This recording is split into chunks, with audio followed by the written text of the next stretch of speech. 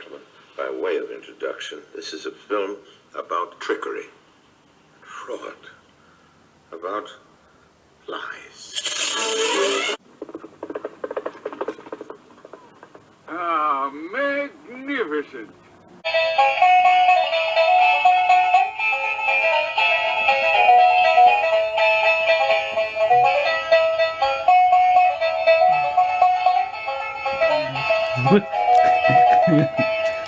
Well, well, this is Colonel Braxton Beauregard Burlique the Fifth, adventurer, treasure hunter, swashbuckler extraordinaire, at your service, madam. Now, all right, thank you there. Thank you, my good friend. This is the Halloween season, so I thought I'd bring, a little flavor to the show since we're in October.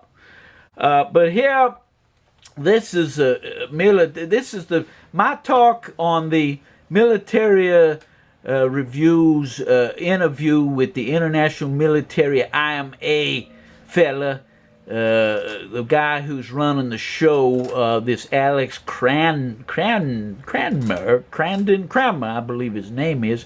And I have to be honest with you, I'm really not a big fan of this interview.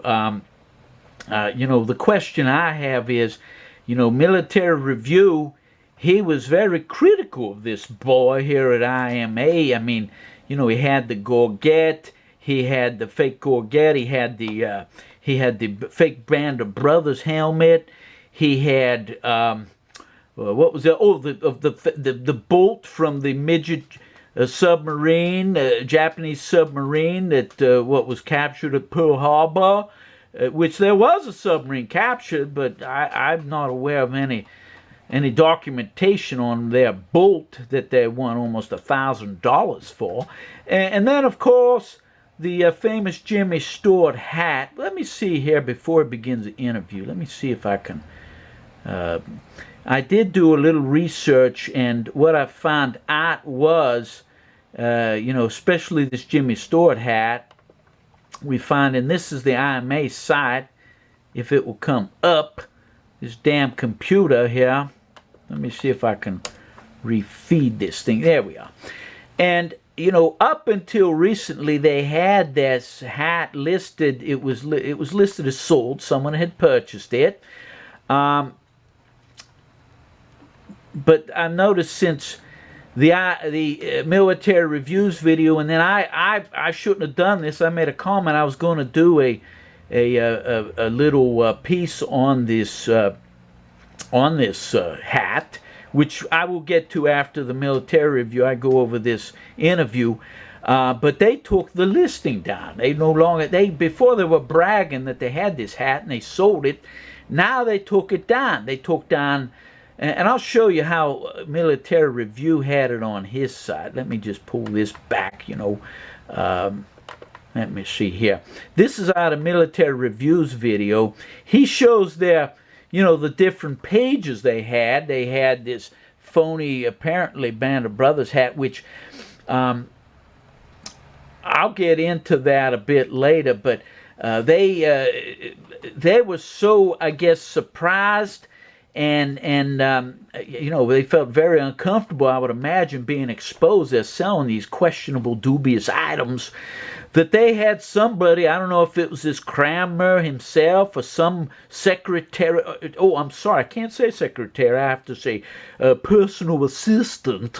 Even though, they go by Secretary of State. I mean, secretary used to actually be a prominent title. I'm secretary too, but now, with this, well, anyway, I'm not going to, that's kind of my divergent on this, sort of this woke bullshit stuff. But anyway, he had somebody, or did it himself. He was responding to comments, including ones that I made on the Military Review site, saying, well, there was questions about, this helmet, and they claim they pulled it off. And then this here bolt, they're saying, and they said they sold that, and they're saying that, well, there were a bunch of collectors who vouched for it and said it was real, but they didn't name any of them. And then the Jimmy Stewart hat, which, if they hadn't, Pearl Harbored me and taken that down, I would have gone in detail over their listing. But they showed Jimmy Stewart wearing the hat, and they claimed that hat there, and, that's the question. Is it that hat? Is it this hat? Is it this one? Is it that one? I mean, maybe we could say, is it one of these three? So, anyway, they showed old Jimmy wearing the hat, and they show, the hat there, and they show Life magazine, Jimmy, and this has caused a big controversy, at least among my friends. I'm going to get into it a little bit later, but I've received some phone calls on my red phone here, and I'm going to play a couple, and then we'll get into the interview, and we'll talk about the Jimmy Stewart hat and these other things here. But these are messages that I've received over these items that this IMA has sold, and I'll talk about what the Military Review fellas done, and my comments on that. But I mean, I've received some of these messages here, and some of my friends are very upset over this, like on this Jimmy Stewart hat. Let me play you this message. It's from my old friend. We call him Uncle Jimmy. He's big Jimmy Stewart fan, as you can tell. I'm a big Jimmy Stewart fan. I have my Jimmy Stewart picture there that I had from when I was a boy. But anyway, let me just play this for you here. Hello, Colonel Burlique'S.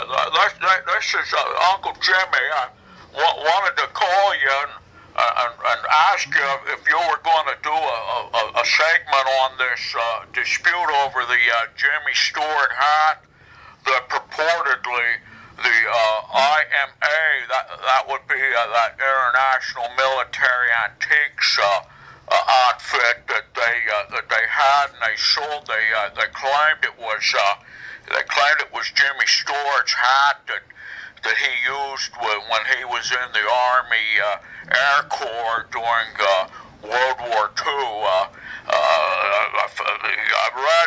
I read on one of these internet things that in fact it was just a movie hat that maybe he might have used in a film, and that was not true. That they sold the hat, and I think they misrepresented that. So see if you could look into that. I'll talk to you later. Yes, that was a message he sent, and I'm going to address that later after we go through the military review of this boy. But then I got another message. This is from my one friend, Peter Moto. He's an old friend of mine. Let me just play this. He was concerned about these other two items. Hello, Colonel Burlique. Yes, I'm calling to ask you to look into this claim that the International Military Antique Incorporated, that they sold the Band of Brothers helmet, and also, Colonel, they claim they have a boat from a Japanese submarine. I want you to see if this is true. See, are they telling lies? You must find out, Colonel. You must find out, Colonel. Oh, I'm sorry. I will call you back later. Yes, well, that's my friend. Some of my friends that get rather upset. They're diehard collectors, and they're like myself. They get very upset when they think that someone's trying to cheat them and defraud them and lie some more. I mean, it's just terrible. Now, this Military Review boy, up to now, I've really admired his work. I think he's done a magnificent job, exposing these phonies. Especially, really, he's the one who opened the old Colonel's eyes about Kunstler. And, I'm just amazed at all the fraud and, flim-flammery, and as he puts it, the scumbaggery. But anyway, he does this interview, which I was really surprised, and he gave like the softball questions to this this IMA guy, and let me see if I can bring this back up. Now, let me see here.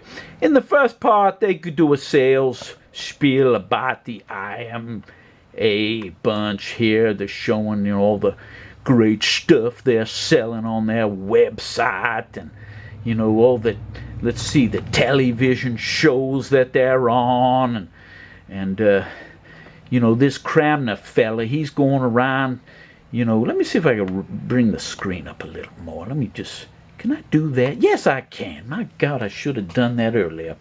But anyway, so let's see. He's going on. Let's see what else he's got here.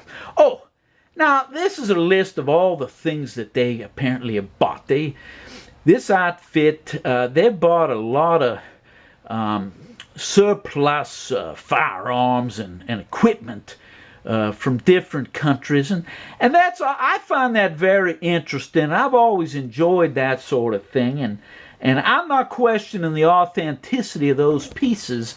I find it, I never bought anything from them. I know this. I know they show this Nepal deal there, and they purchased a large number of these weapons.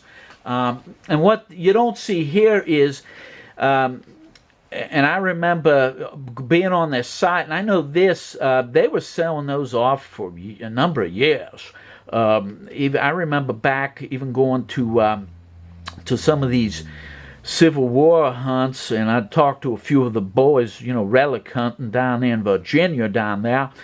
And some of the boys, they were fascinated that this IMA outfit had some of these like pre-Civil War, like Enfield type muskets.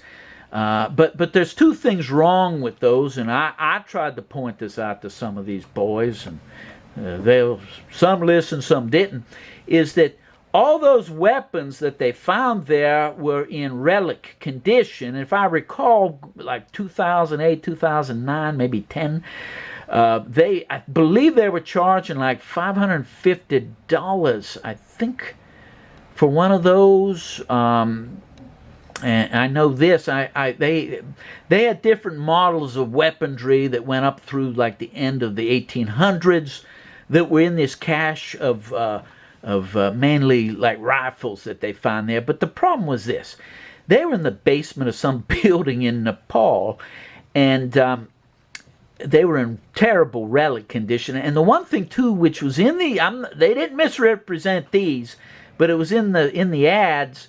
A lot of those guns were made actually under license from, like, say, if you were interested in a Martini Henry rifle, they were making licensed copies in their kingdom. Those were not ones that were British made.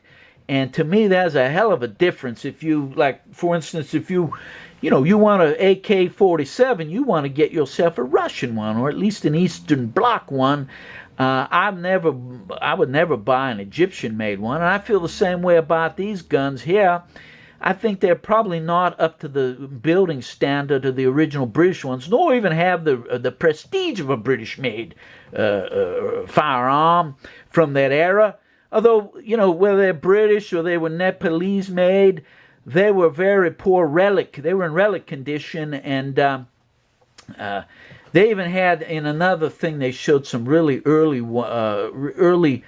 firearms, and you can watch them on YouTube. There's unboxing of these guns from IMA, and I watched one earlier, and I'm not going to bring it up, but this kid bought himself, it was like a Revolutionary War era Brown Bess type gun, and hell, it was all rusted up, and hell, the stock was broken. It didn't even have the butt plate on it anymore. It just had the receiver with the part of the stock that was there. And I can't recall what they were charging for that, but, you know, it was a lot of money. And honestly, I think, yes, I think they get a lot of traffic from television show promotion, you know, being on show, well, the experts and such.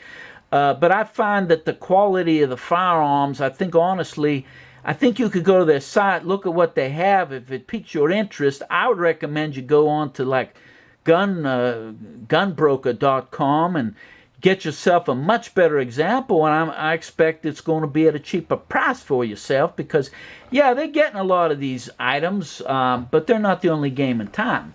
The stuff they're getting is in very poor condition, and a lot of it is not actually made, like I said, in the countries that these guns, you could say, were designed and originally manufactured in. But, you know, there's their track record of different deals they've had over the years. And I find it interesting. But let's see what else we got here. Oh, that's the daddy who made the company. This is, well, let me see here. Oh, yes, then they got, you know, this is part of their promotion. They're outfitting these films and television, and you know, obviously if you're outfitting films and television, you're not providing them with original pieces for field work, at least most of it. There could be some out there, but I'm going to expect that you're sending, you know, you're setting up some reproduction pieces. And there's a show there. I was at the last Max show. This IMA outfit wasn't there. And let's see what else. Oh, now here's something. Here's something this boy did bring up, and I felt it was kind of sloughed over. This IMA outfit, they were even selling these phony Hitler Youth Olympic daggers and that. Let's just see what it's saying on this. That are historically authentic. If you can't be trusted, you're not going to sell anything. No kidding. Yes, that's right. But you're portraying yourself that it's authentic and all that. It's on the side. But anyway, let's continue. Not for the people who know. So there's no choice really other than to take the thing back. Yes, that's after you were found out. And some of these things they took back, it was like 3 years after the fact, from what I understand. You know, it's sort of like the person who, this is a number of years ago, I had a secretary that I found out, unfortunately, that was stealing from me. And the thing was, well, she got caught, and you see this in a lot of these people. They get caught embezzling, stealing something. Well, I'll give the money back. And they act like they give the money back, it's okay. But it isn't okay. The first thing you do, if somebody, you know, whether it's a dog that bites you or somebody who's defrauded you on something phony they've sold, I never go back. The bond of trust is broken.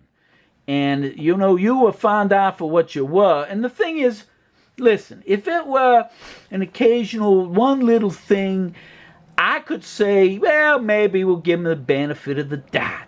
But there were several items these boys were selling. This was one of them. And they had multiple quantities of these. And see what else he says here. We actually are going to officially.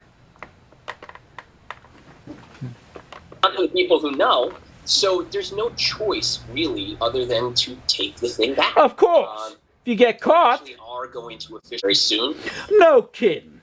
Yes, he's going to launch that. Yes, of course he is, because you know what? Military Review, you found the boy out. You showed what he really is about. You showed the fraud, the chicanery, the inflammatory, the scumbaggery. And now overnight, you've got several thousand subscribers. You've shown these people. You've shown them what's going on with this. And what do we have here? We have this boy, he's running like a cockroach for cover.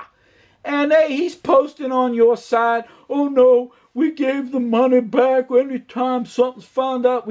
But they've been doing this for years. Years, boy. And now he says that. Why? Because business, by his own admission, business is way up. He's selling a lot of crap. But let's go here. It takes a little bit of legal wrangling in order to get it correct.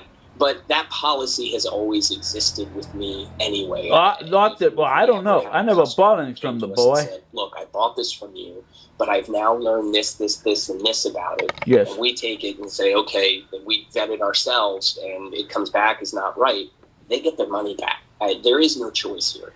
Well, yes, there's no choice, because if you don't give the money back, there's going to be videos on this, and you're going to get such a shit pot of bad PR, you're going to lose a lot of sales because you're not going to have the fresh fish. You're not going to have the kid like that. Our farm boy I spoke of at the show shows that he has his hard-earned money, that he worked many jobs and sweating and putting up with all kinds of bullshit and hard labor, and then he sees an item on your site, and then he orders it, and he finds out through one of these here videos that it's a phony.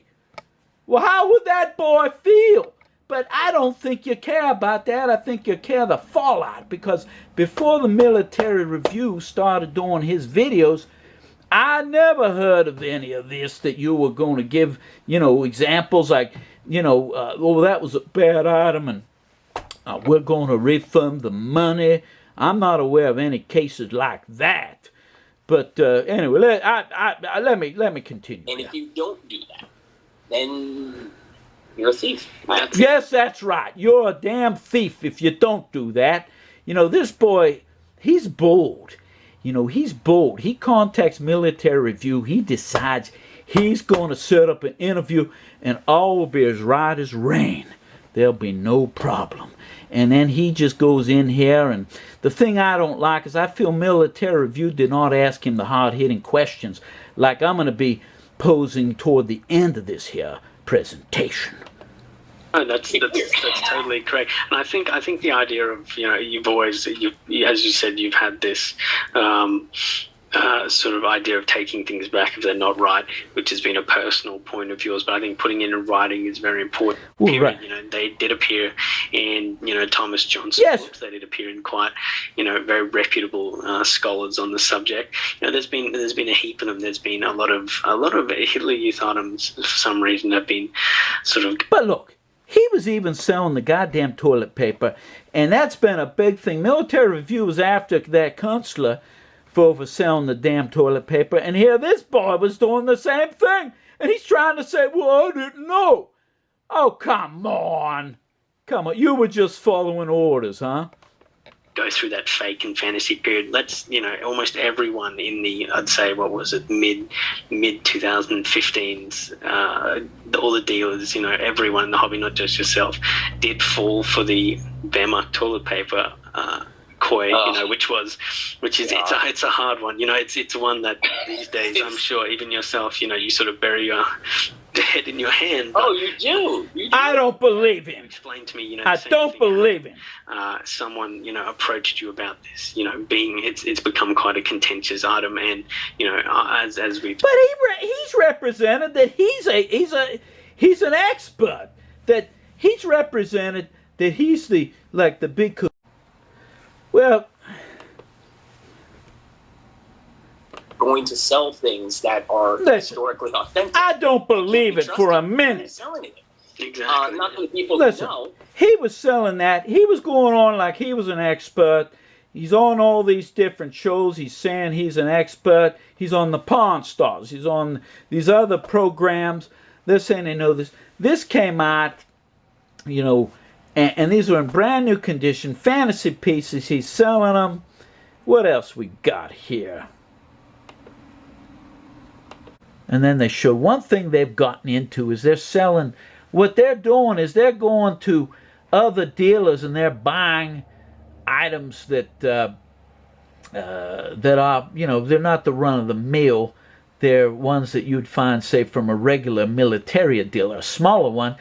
And then, and I'm not blaming them. They're going and they're buying it up and they're putting it on their own website. And of course, they're charging a big price for the item. And, that's all well and good, but the issue I have is the number of fake items that have turned up on their website, and Military Review has not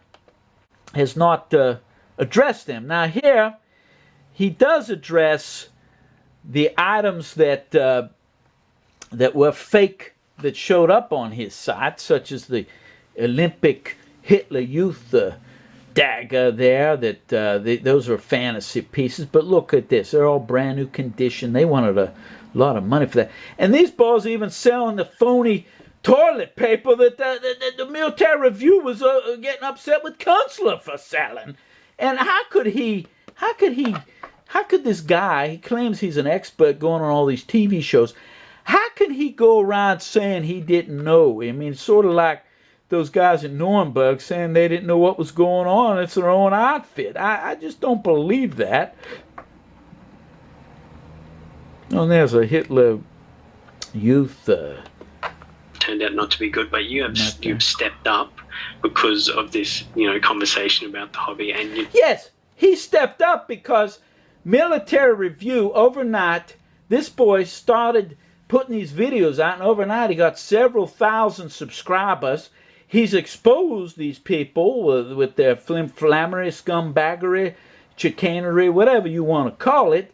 And, this is a big market. They've got their website, and if you watch, him on some of his other interviews that this Cramner has given, he's bragging about how their business has grown tremendously since they got on the internet, and they've had the exposure on the television shows.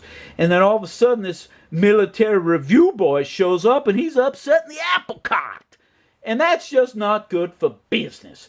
So what happens? Well, the last video that Military Review put out was the one where he exposed and I'm going to get into it, the Band of Brothers helmet, the boat from the Japanese submarine, the Jimmy Stewart hat.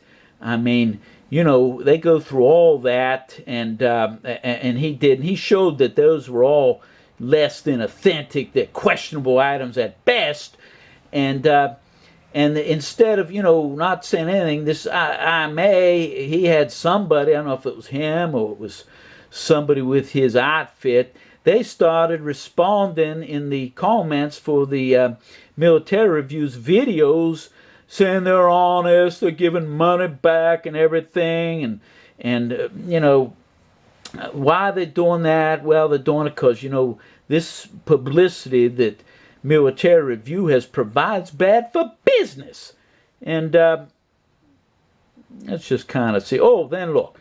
Then he did talk about the Gorget, and he's bragging how he gave the money back and all this. But listen. Personally, I don't know enough about Gorgets personally. Well, you don't, but yet you're going on television telling everybody you're the expert. You know all this. I saw you one little clip on the YouTube.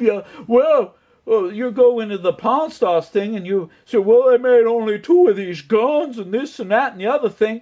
And you know what? You didn't just see that. The first time you saw the gun on the Pawn Stars, okay, that was not the first time. You were briefed several days ahead, you or yourself or you had somebody research the gun, give you the information so you could rattle it off on the television and appear that you know everything about all of it.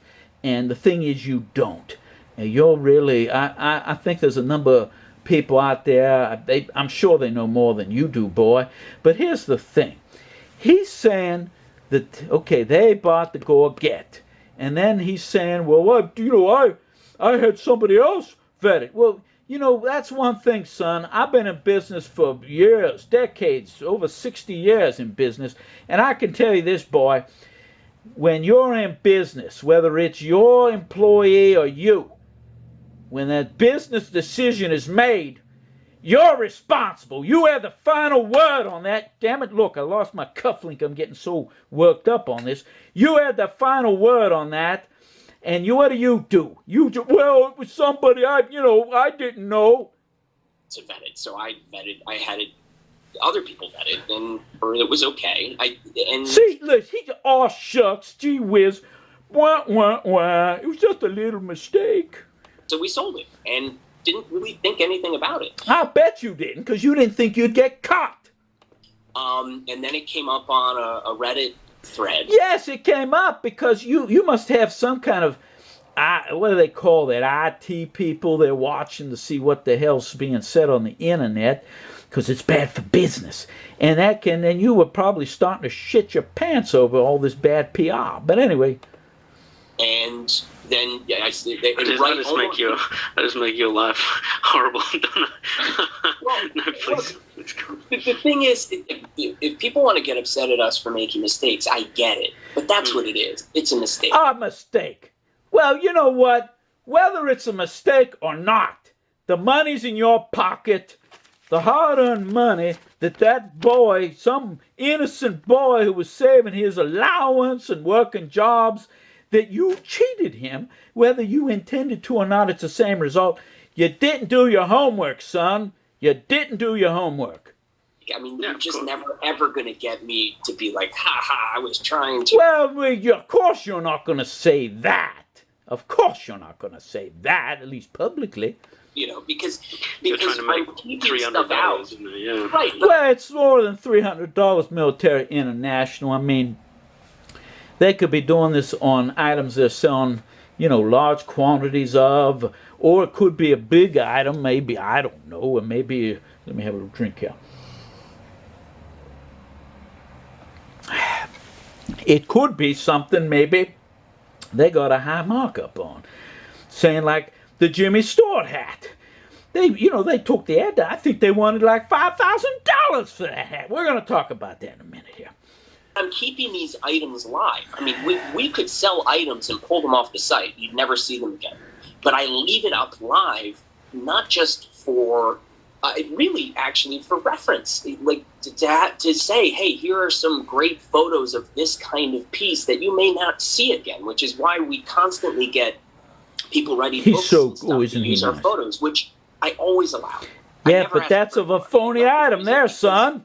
And you said it's original, and that's a reproduction. So with the Gorget, the second I knew, I called the customer because he's a good customer. I don't know him personally, and I said, look, this thing is bad, and I'd like to get it back. And he went, huh. Only bad when you were told it was bad. And whether you did it personally, intentionally or not, it was sloppy work. Sloppy work, son. Well, I guess. And I said, I'm sending you a shipping label, and I gave him. I sent you the email because I wanted to be transparent. I gave him an option. I said, look, we'll give you a full refund. I think he wound up with discounts paying him like $850. Or if you would be happier with this, the diamonds set into the grip. They were trench knives, bayonets. They weren't really standard daggers, other than the Olympic one.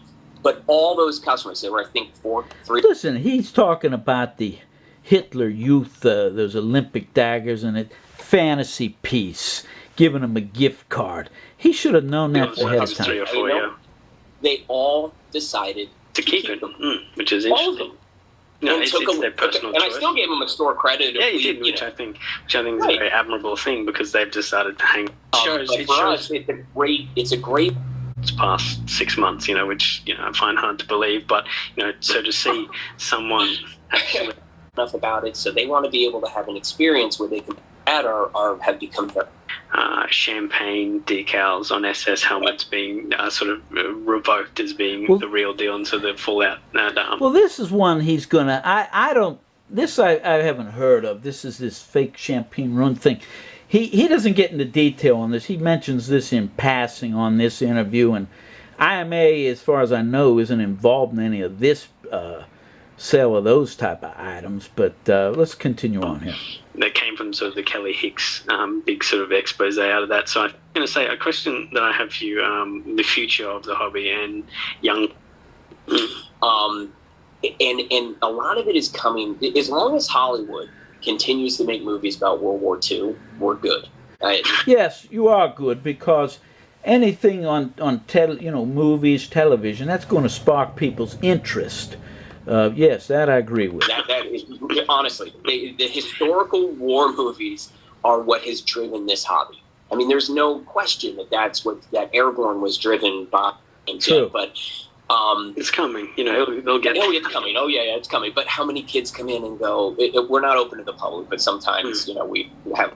And the other thing, and my dad always says this, especially we've gone through a couple of recessions.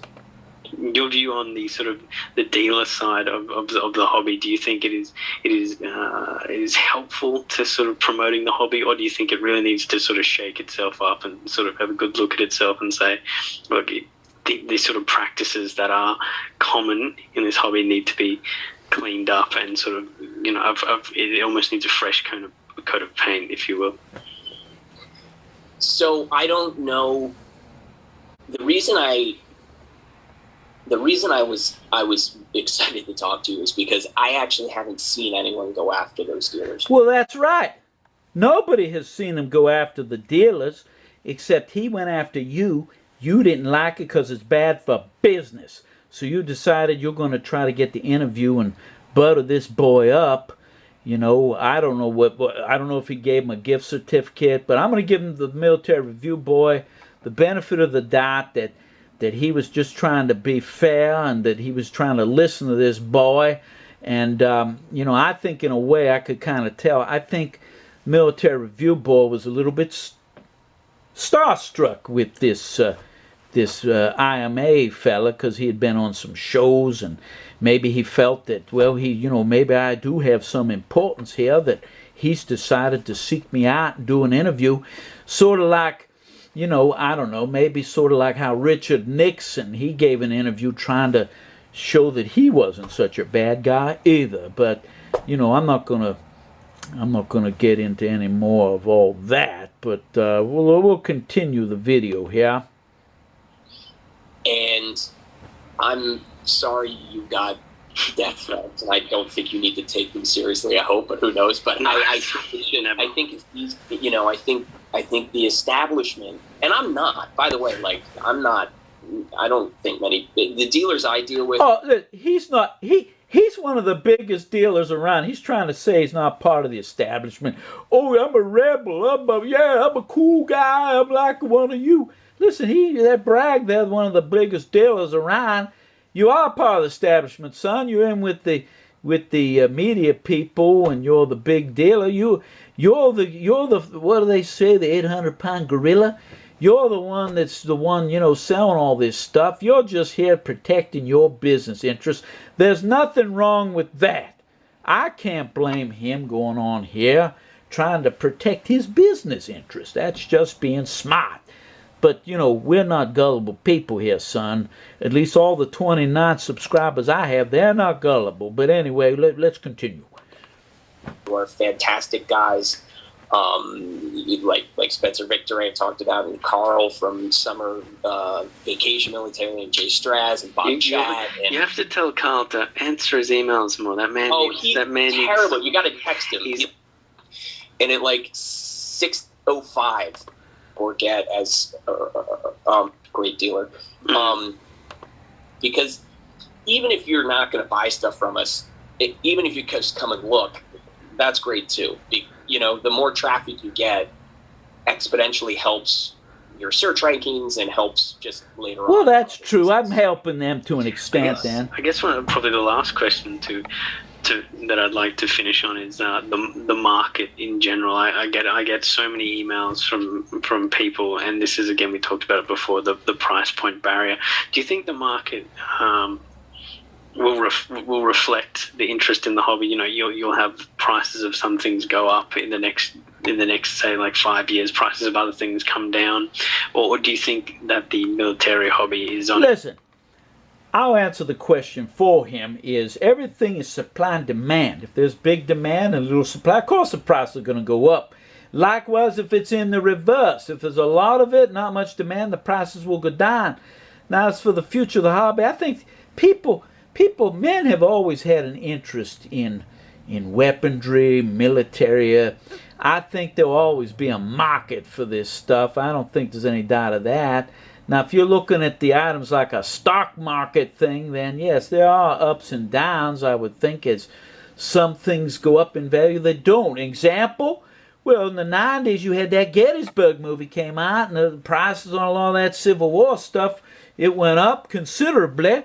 And then after that, they've receded, where now items like, I've had my one friend, he was complaining that, well, you know, a Civil War belt buckle before Union one was worth $300 to $400. Now, you know, $100, $125, and you know, it's amazing. I look at it this way, though. If you're really into that, now's your opportunity to buy some things. But we'll let him continue here.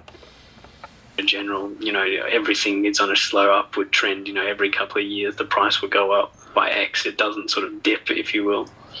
Well, I think the only way you can really know that is to look back. And so before I was really in the business, there was a real correction on Civil War prices. That's what I just mentioned. In the 90s. Yep. So stuff really got much more affordable because the primary collectors for those were dying. A lot came to the market and it dropped. And some prices for that had not even gotten to where they were then.